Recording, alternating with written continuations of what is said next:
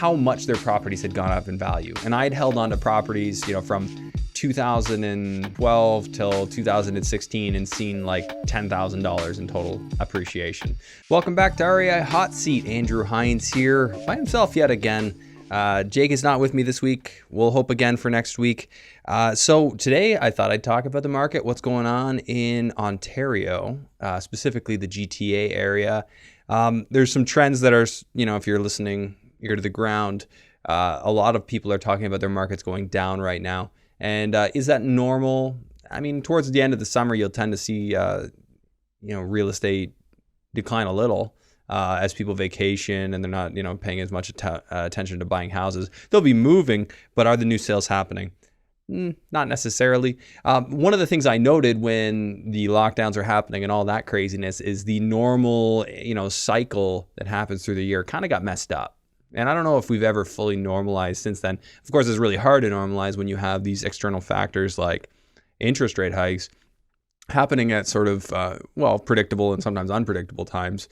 And I think that's why we are where we're at right now. Now, the question being, and people who heard me early on, once they started raising interest rates, I said, hey, I thought we could go down to 25, even closer to 50% of our highs, just depending on how far the government of Canada is willing to take it and how, let's face it, nonsensical they are, which, I mean, pretty much as a rule they are.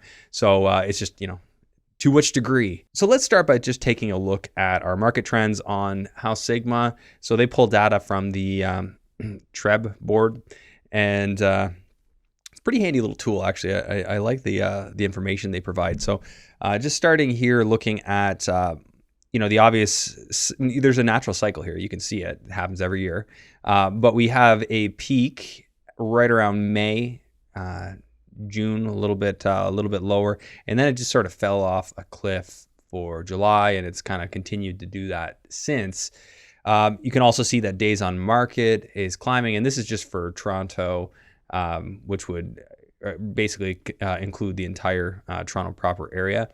If we were to go over to, say, Hamilton, we're going to see something pretty similar.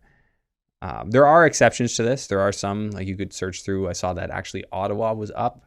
Ottawa's a tough town to figure out because it's, so heavily government influenced in terms of employees. But so looking here at Hamilton, again, prices have been coming down. Not totally unusual to see that happen in the summer. To which degree, right? Like there's a natural cycle in a year, as we've mentioned. You see that days on market is up a little, but not a lot.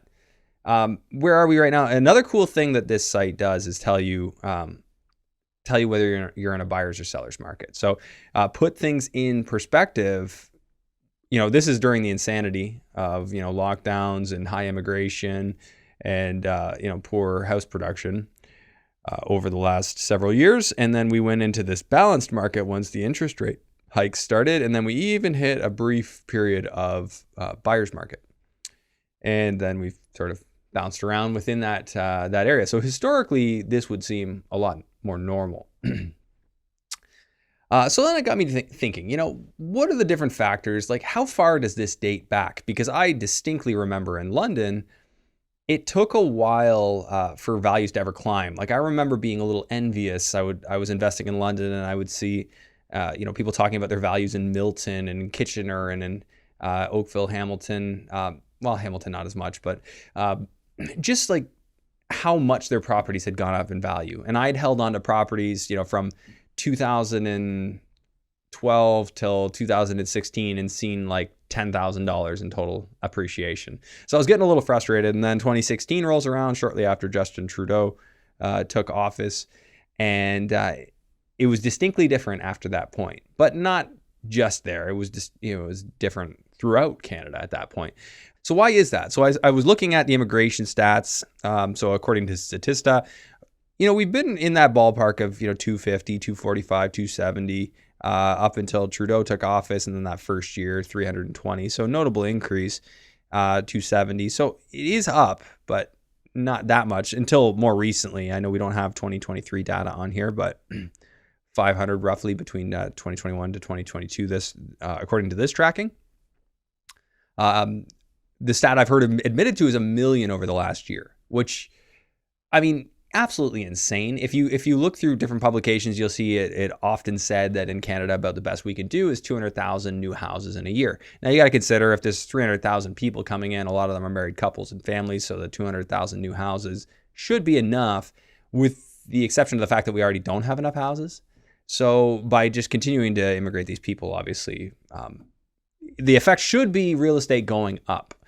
But is it going to continue going up if they keep jacking the interest rates? Well, if you break down what contributes to inflation, one of the things is gasoline. Another one of the things is housing costs, albeit indirectly. So as they increase interest rates, they actually increase inflation through two of the metrics, at least, that are included in there.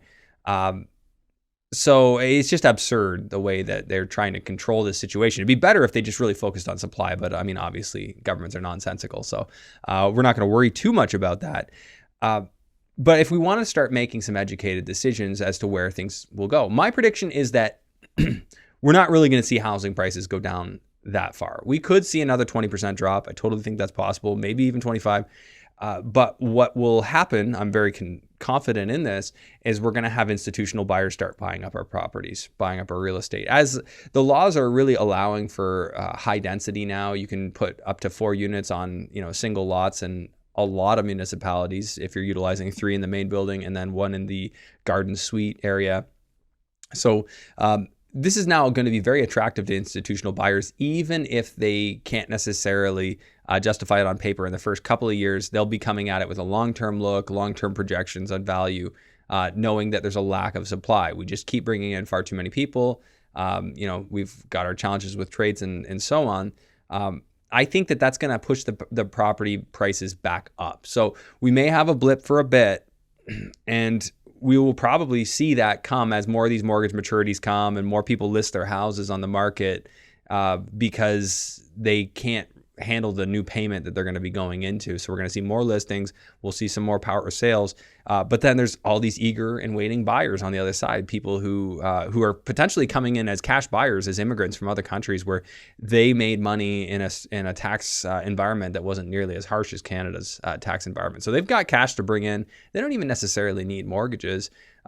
So who's really going to be hurt by this is going to be those multi-generational Canadians, those ones that have sort of earned their money here and struggled with the taxes and still managed to save and buy these houses. They're probably going to be victims of a lot of this. So my prediction is a larger wealth transfer. We're still going to have our investor owner class. It's just going to shrink. So if we're, say, close to 50-50 now, I think that over the next 10 to 20 years, we go more to like 10% owner class. And I used to say this back on the podcast back in 2019. I just didn't know how long it would take. The last few years have just put it on steroids as far as I can see. I'm curious what you think, though. Where do you see Canada's housing prices going in the next couple of years? Do you see a big drop? Do you see just stagnation? I think there's a lot of arguments for a stagnation, but none of us really know. Do you think it's going to take off? I mean, some people do think that. Are bullish. I've just noticed a lot of crickets on the Canadian investor side because, at least for Ontario, because people don't want to buy into negative cash flow. And where the interest rates are right now, running deals as I've been running them, it's a lot harder. I mean, it was hard to find cash flow 3-4 years ago.